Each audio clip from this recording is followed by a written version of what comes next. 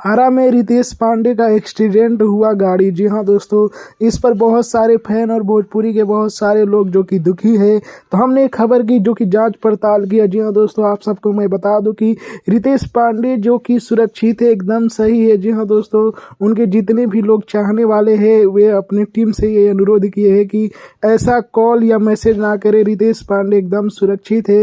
हालांकि उनकी गाड़ी का एक्सीडेंट हुआ है जैसा कि आप लोग देख सकते हैं, और वो भी बुरी तरह से, लेकिन माता रानी की कृपा से भोजपुरी के रॉक स्टार रितेश पांडे इस समय सुरक्षित है।